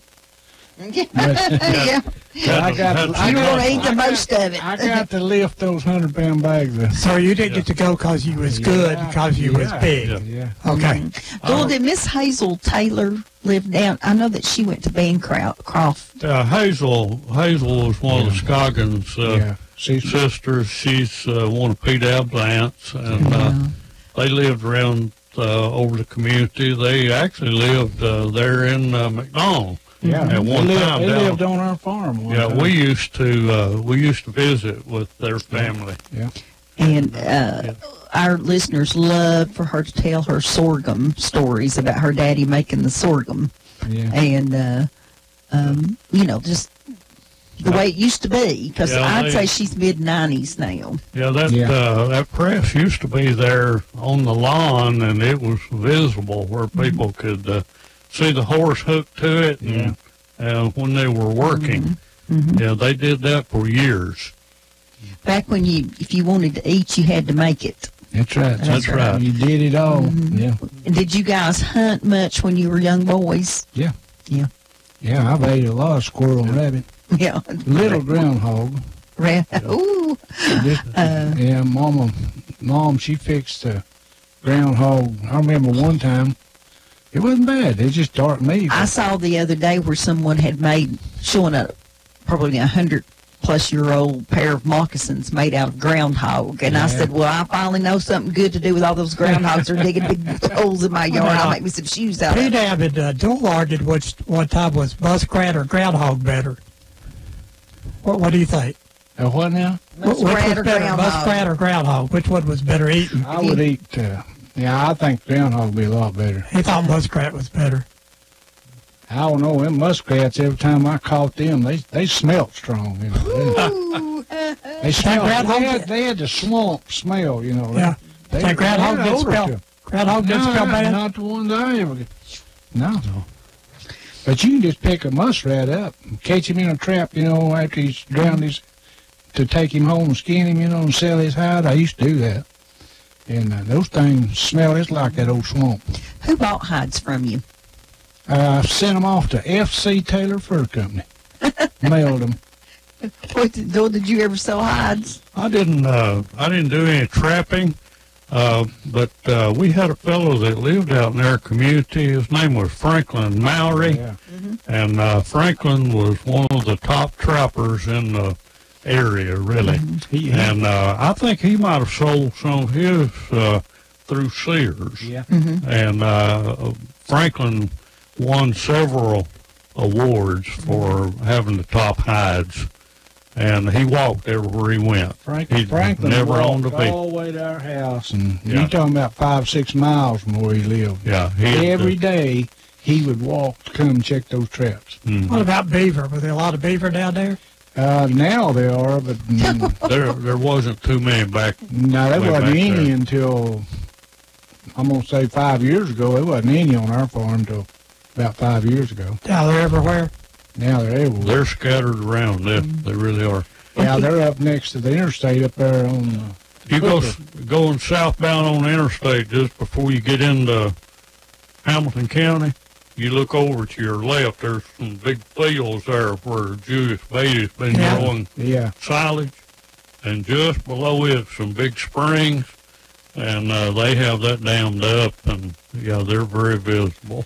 Yeah, I think really they caught them. TWRA trapped them and brought them, dumped them out on Brahma Creek Bridge. Oh no! And they're just going right on up. Yeah, it's a battle with me every summer. I know Harris Creek has quite a few over there because we have a neighbor that dynamites them. Yeah, there was heard one night, boom, it kept going on and on. Finally, we called the police. Says somebody's blowing something up, and so. They said, well, we told him to stop, and as we're talking to him on the phone, you heard, yeah. And I said, well, I regret to inform you that that's another big boom. I guess it's against the rule to damage a beaver dam, though, isn't it? Yeah, they, like those at house, when we cut hay along those creeks, they leave, and that's when they go on up toward the interstate. They go upstream. Because if they're not hid pretty good, they ain't going to build no dams or nothing. But, now, Kenneth, we were down in your neighborhood one day, just driving around showing the kids the animals, and there was a couple of coyotes ran across the road in front of us. Have you had a lot of trouble with coyotes? There's one down there now that's got everybody upset. He's getting everybody's cats and dogs. The Davis family, they came over to my house. They brought me a big coconut cake for Thanksgiving. And the little girl, one of the kids, brought it over. And she said, if you see our little dog, said, it went missing 10 o'clock last night. And I told her about this big coyote. I mean, they put it on Facebook around. It looks like a big German Shepherd, but it's, he's colored sort of that way. It's an odd color for a coyote. But he's definitely a coyote. He was in my son's backyard and trying to get his stepdaughter's little dog. They had it tied up, and he was in the floodlight. I mean, he wasn't scared at all. So then the next day, he's down at my nephew's. They got a couple of dogs down there, and he was sitting out in the field right at dusky dark. My grandson sort of run down there in the yard and ran him off with his truck. And he's going to every house in the community and trying to get their pets. Somebody that gives him some lead poisoning. Yeah, I ain't had a chance, but I will if I get a chance. Well, you just have to, because, I mean, something big will go after a kid. Yeah. Folks, you're listening to Old Town Cleveland here on Whoop FM 99.9, or you go to the internet at www.whoopfm.com. Yes, this is Rod Moore with a different Who was voice. talking perfectly fine. That's the telephone number, Morgan. Please. All right, that phone number is 614-5553, or if you're out of the area, 423-614-5553. When you guys were growing up, did you ever have a Christmas tree at school? Did they let y'all put up a Christmas tree? Yeah, I cut the Christmas tree. Yeah. We had a Christmas tree, and what we would do at Moore's, and I'm sure they did it at other schools around, we'd put all the names in a hat, and we'd draw names. Yeah. And then I would buy that person some little gift. A gift, and they would, everybody would just buy a gift and bring it and put it under the tree. And I guess the day before we started our vacation, we handed them out. Yeah. There was a real art to turning that tree just the right way so that hole that you couldn't see before you sawed it down showed up when you put it up. That's right. Yeah. No, all ours like homemade. We had homemade. We took a popcorn strings and cut out little paper things. And that was an art lesson. We didn't have no lights on it. No. That was an art lesson. And I remember the first time that we bought icicles, because you could cover up those holes with the icicles too. Right. Yeah, we had some of those old icicles, look real, they're shaped like one and all. Seemed like McDonald was more of a wheat, corn, and that type of thing, but on over toward Prospect, strawberries were being grown. Strawberries were real big. I mentioned Matthews' name a while ago. W.C. Matthews had a business there in Owl Holler for a long time, and he grew plants. That was their main thing. They weren't really picking the berries unless they had plants left over at the end of the season. but they didn't sell. And Herbert Lackey's dad, Vernon Lackey, he grew plants and sold them. I had an uncle, John Paul Bancroft, and then we had 3 or 4 other men in the community that would grow a crop, and one of those individuals would market them for them. My uncle and Ted Lackey, Vernon Lackey, Herbert's dad, and W.C. Matthews, they were certified growers, and they had a good marketing plan. And but there was lots of area out there in Mouse Creek. Had a few places where some people grew some, but most of them were in the White Oak, Owl Holler, Bancroft Road area. And then later on, W.C. Matthews moved out of the Owl Holler area, and he moved on to Candy's Creek Ridge Road, and grew a lot out there on one of the farms. They always did it on new ground, too, didn't they? They could only use a plot of ground for certified plants for 2 years. Yeah. Now, why's that? They just took the nutrients out of the soil, plus they didn't want disease to have a chance to get into the crop. Wow.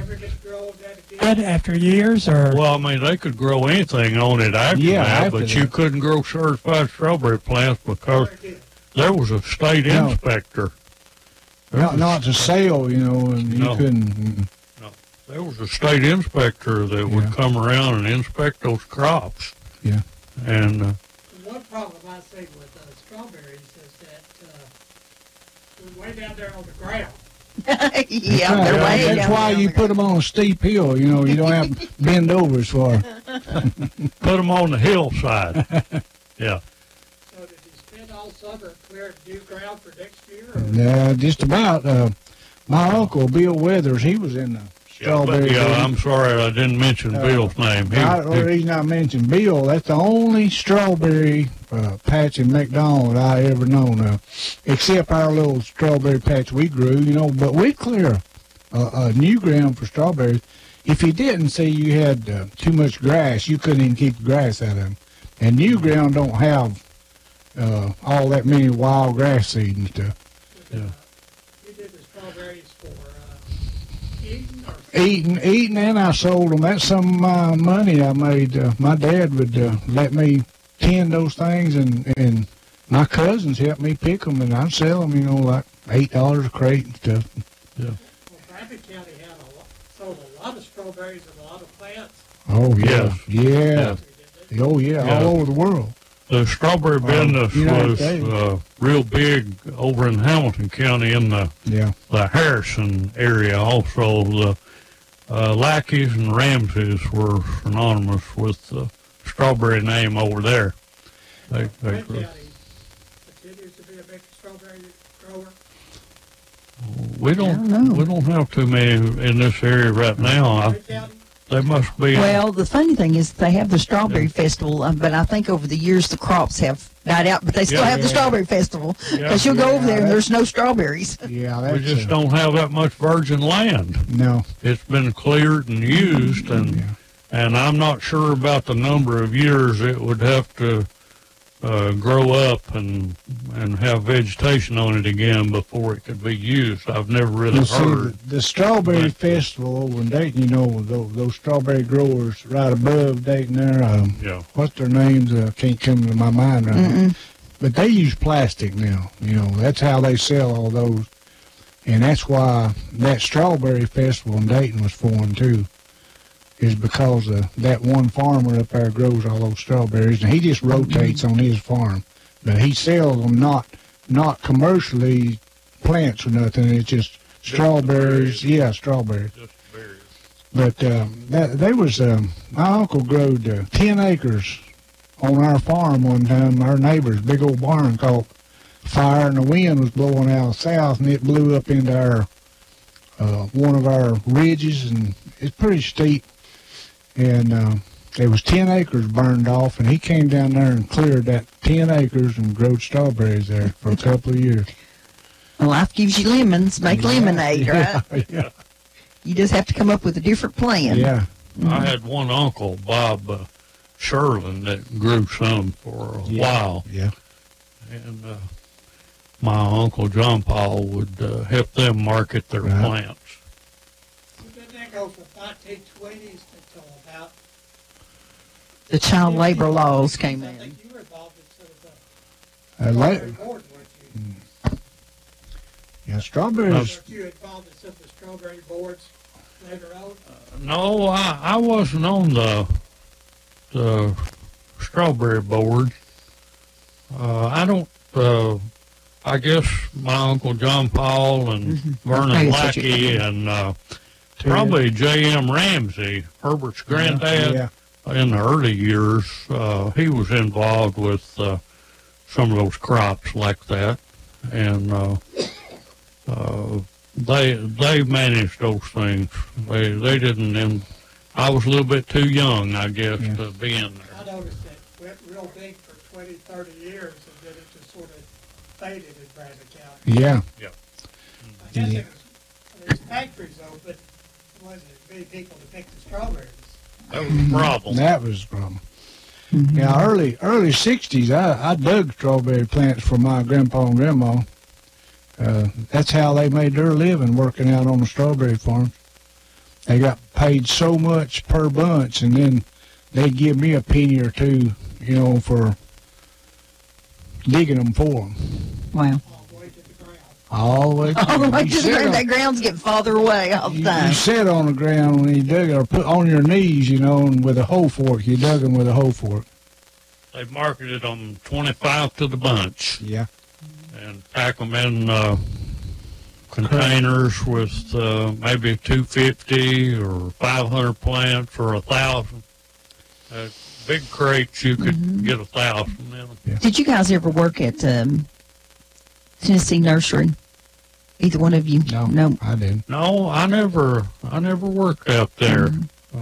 I know a lot of young men that might have been their first job. Yeah. Packing those plants. I mean, that was a big business. Oh, you know, you don't realize it until you start reading the records from it and stuff, is that it was a major nursery. Yeah, it was. It was big. Big time. All over the country, they sold all kind of plants. We need some phone calls, Ron.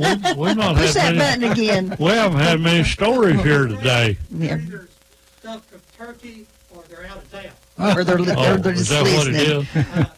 What I wanted to, and then the question went right out of my head. Never mind.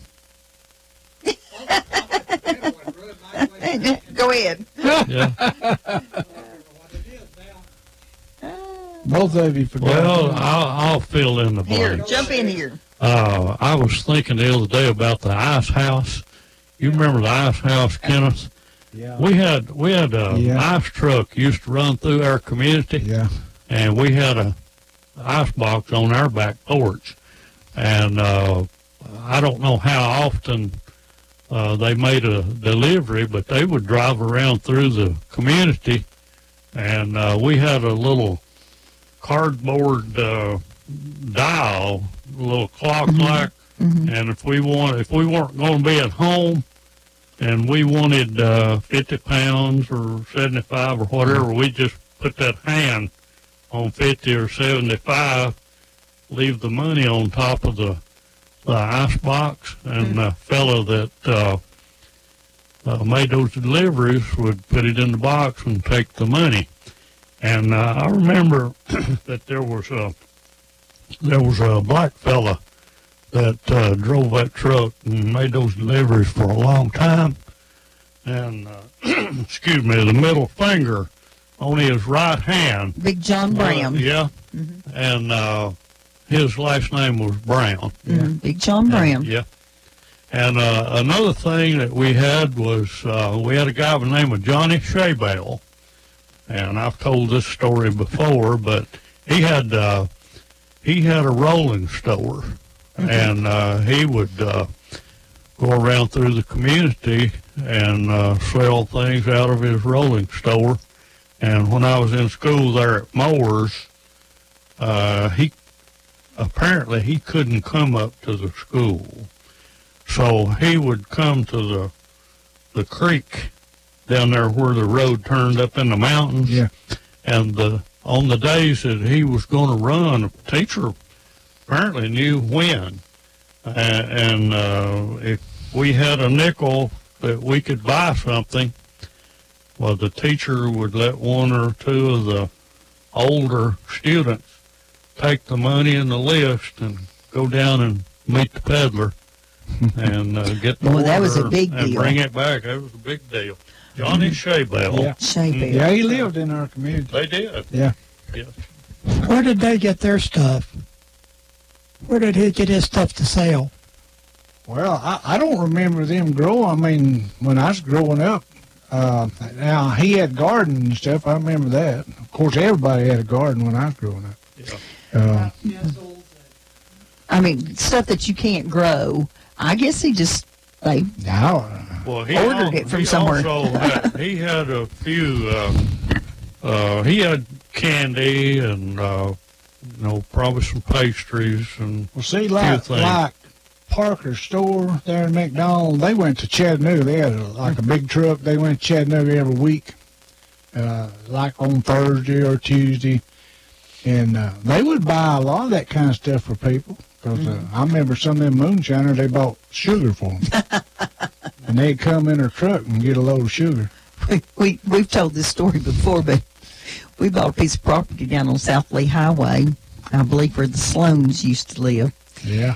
And we bought it at an auction. When the auction was over, we walked over and was looking in the buildings back behind the house, and I yanked open the doors, and the whole thing was full of gallon jugs. And I went, "What in the world would anybody need this many gallon jugs for?" Ron's going, "Shh." And then we were very happy. 10 days later or something, somebody called us up and said, I wanted to buy that piece of property. Yeah. Well, they write deeds every day, and we sold it, jugs and all. But that was so funny because I was like, what in the world? Yeah, Mr. Sloan, he disguised that sale there. He had a lot of chukar quail and all kind of pheasants, and people come in, and his son worked on TVs.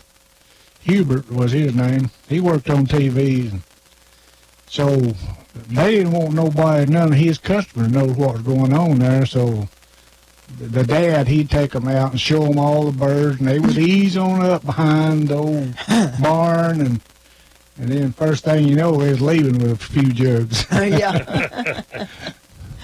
So, where you talked about Old Harrison Pike, where it comes around by the lake. Old Harrison Pike, did it go across that hill before it becomes in front of the lake? See, Old Harrison Pike go across the hill? I'm not sure about that. I just always knew we turned off or turned there at Jackson Lake and went around, and there was at one time there was a little store there on the left at the intersection where you went right over to Tennessee Nursery, and Old Harrison Pike went around to the left and across the creek. And you go across the creek, and the first house on the left, my family lived in one side of it for about 2 years one time. Yeah. And the Highsinger family owned that property, and they had a nursery there. They competed with Tennessee Nursery a little bit for a while. Mm-hmm. A fellow by the name of Sam Highsinger, and his sister, her name was Rhoda, and she lived in one side of that little house, and we lived in the other side. Mm-hmm. Well, you start to realize that this was a day and time when, they could farm, but if you wanted to have some actual cash, you had to run a store or find some other means. Yeah. We have a caller. Hello. Hello. Hey, you mentioned Franklin Mowry, how was he related to James Mowry? Could you give me a little more information about James? Franklin had one brother, but I'm not sure about the other members of his family. All right. James was a trapper, and he walked everywhere he went. And he lived out there, when he died, he lived out there just north of the exhibition center. Oh, that's the same guy, Yeah, James Franklin. Yeah, James Franklin Mowry. Same one. Okay, I just wondered because I knew James. Yeah.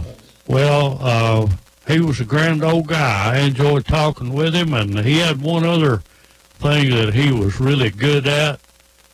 He knew how to grow watermelons.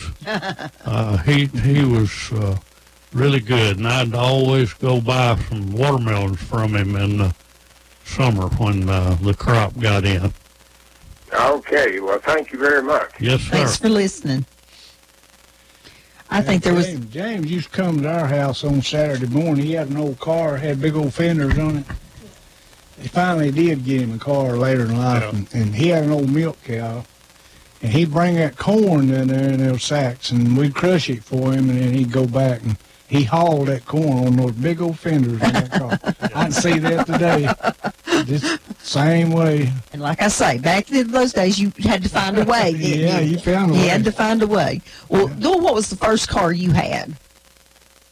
The first car I had was a 53 Chevrolet. Mm-hmm. 53 210. And that was, I thought I was in heaven. Yeah, you'd like to have that car right now, wouldn't you? Yeah. Wait, I would. Are we getting a call? It blinked. Yep, there we go. There you go. Good morning. Good morning, it's Edward. Hey, Edward, what's up? I wonder if those gentlemen know I've got squirrels that want to get into my attic, and if there's anything you can put around your house other than, so you don't have to kill them, that they will, they'll go away or they won't bother you. I wonder if they run into something like that. All right, guys, what keeps the squirrels away besides shooting them? Aluminum foil? I get some of those fake owls. They don't like an owl at all. Yeah. What about aluminum foil? Will they? I know that keeps that kind of discourages the mice. Well, they're usually such a pet around the owl, they don't discourage them. Mm-hmm.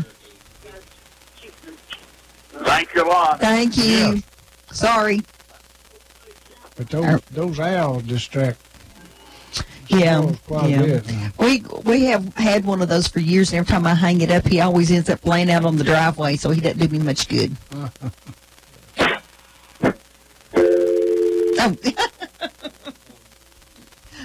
That's just Morgan pushing buttons. Don't mind that any. And then his microphone's broken. Okay. So what was your first car, Kenneth? I didn't have a car till I got married. Well, there you go. Got a wife and a car. It's the 63 Comet. Straight shift. Nope. But my dad, when I got 18, I did get my driver's license, and he finally let me start driving his truck a little bit. But I didn't. There's no place to go. No, we went up to Dog and Suds and Prospect and eat a hot dog. Yeah, that had to be a big deal. Yeah, it was. Yeah, very big for us. And then they started building the interstate about the time we got married, so we'd take a truck on Sunday evenings and go over and ride before they was building the interstate. Yeah, I remember riding up the interstate when it was just graded off. Yeah. Well, we'd all get out there on Sunday, go up and get off at exit 25. Right. Running Morgan. Oh, there it is. There it is. A little bit. No. Oh, welcome to Whoop, where we can't have every piece of equipment to work the whole show. Ron's pulled the microphone apart now. And then you went to... I hear it now. Are we back? Oh, we're back. There he is. Okay, I was going to say while he was on the phone earlier that I did a quick Google search, and apparently squirrels do not like the scent of spicy food, so that'd be a way to keep them away. Leave some chili out for them. That or some ghost peppers. Squirrels are just big rats. Yeah. And they will chew up stuff and do unbelievable stuff. They were eating my tomatoes one year, and I put cayenne pepper on the plants. They were Mexican squirrels because they ate that just like crazy. That was the funniest thing because somebody says, I'll put some cayenne peppers out there. And we just peppered those things down, and those squirrels just, that's good. Yeah. So, Kenneth, how'd your garden do this year? Did real well this Better year. than last year. Yeah. My water, I didn't have to water this year. Yeah. I think I might have watered one time, but it got dry late in the summer this year. But last year I was watering, every week. But I had a good garden. You had tomatoes and turnip greens and corn. Well, I got excellent. Well, the turnip greens are about to start going down now. Well, I had some really good turnip greens right now. So you had purple sweet potatoes this year? Yeah, I grew. I'm not going to grow no more purple sweet potatoes. How come? Well, they don't produce much. It's a lot of work. I grew them twice, and there's too much work involved. No more production you get out of them. Because I set out I think it's 15 purples and 5 yellow sweet potatoes. And those yellow sweet potatoes made more than all those purple sweet potatoes. We went up to the garden center one time and bought what we thought was an ornamental sweet potato. To put in our flower pots. Yeah. We put it down in one of our big flower pots, and first thing you know, the whole flower pot, the dirt's lifting up out of the flower pot. We thought, what in the world? What did we get, 10 pounds of potatoes or something crazy out of that? I mean, we ate sweet potatoes the whole winter out of that. Yeah. They weren't very big, but they got a whole bunch of them. Yeah. Joel, did you grow anything this year?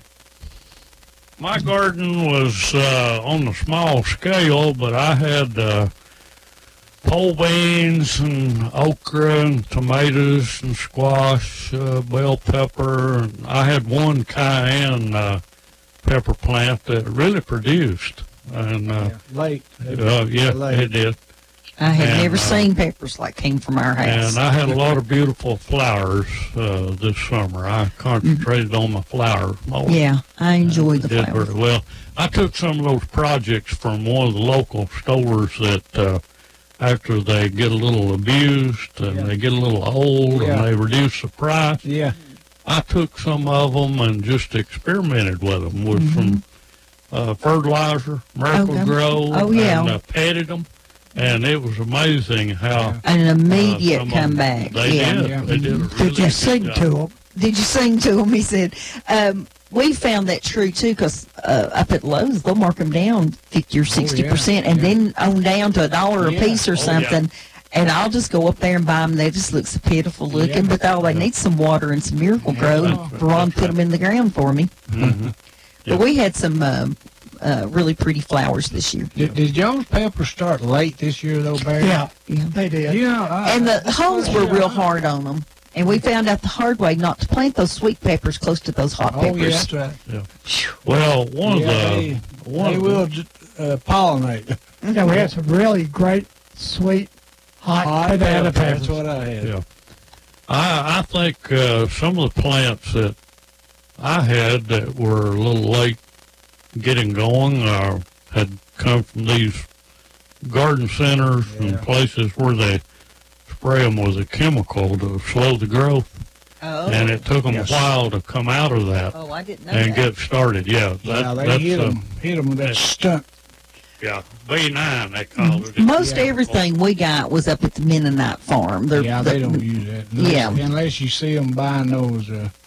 And sometimes I wonder if they don't buy some plants and resell them. They do, some of them, because they run out. Yeah, they run out. Now, we have bought things up there that were mislabeled, and so you... We got some from Bradley High School's greenhouse program up there, too. It's real good. Yeah, when it gets down, when school is ready to close, We they grew sell a them. lot of tomatoes this year. Yeah, they use that chemical up there, don't they?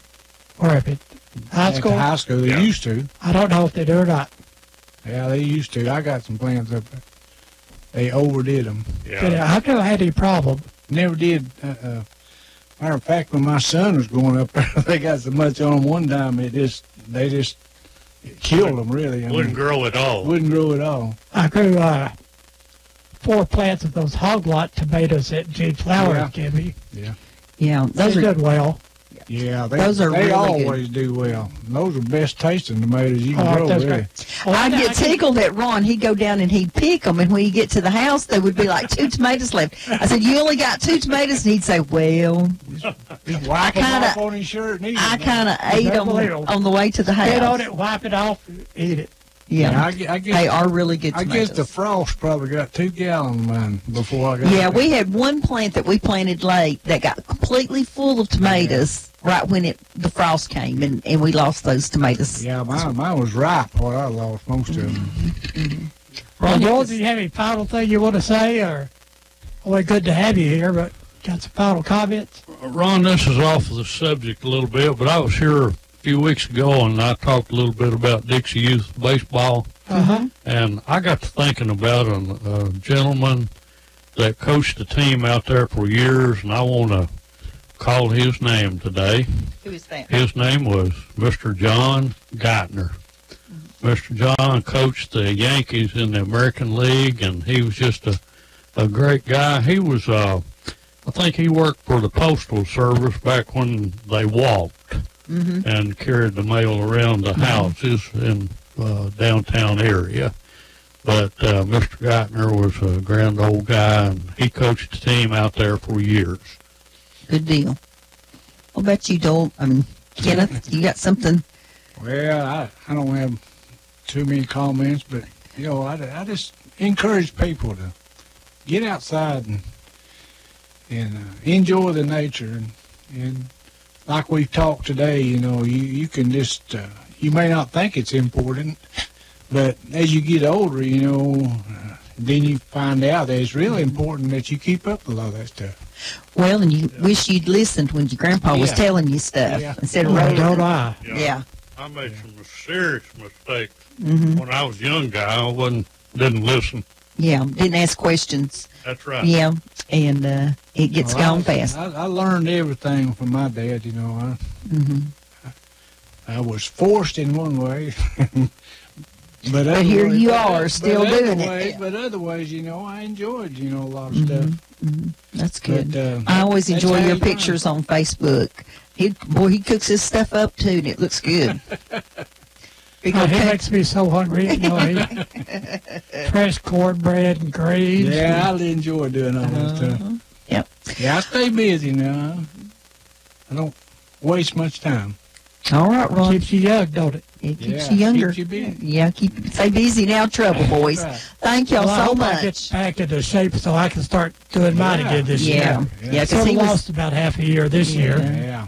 So Miss I'm Jo ready to didn't go. call us today, but I hope she's okay, and I hope she had a great Thanksgiving. Okay, Mr. Ron. Well, if I could say all this, You want me to do it? it's up to you to save the history in our community. These gentlemen talked about things that we need to all write down. What your grandpa said, what your daddy said, your aunts and your uncles. Find those old pictures. Get you some archival ink and archival labels up at Joe Rogers' Office Supply. Write down who's in those pictures and share them. Because I'm worried today because nobody takes pictures anymore. They're all on their phones. Yeah. Everything's digital. 30 years from now, they won't be pictures. So we posted a picture of me the other night on Facebook. I was about 5, and I'm sitting next to my daddy in those aluminum lawn chairs, that you folded out that had the webbing on it. And what am I reading? I'm looking at a great big family picture album. And it's probably at my house, too. Yeah. So we got to do that. And so always we have learned to say here, sometimes we get it right, sometimes we don't. But we'll always remember Pearl Harbor. Well, will we remember Aunt Pearl? See you And we'll guys. see you next week here on Old Town Cleveland. Bye-bye. Push all the buttons. You are listening to WOOP-LP, Cleveland, Tennessee.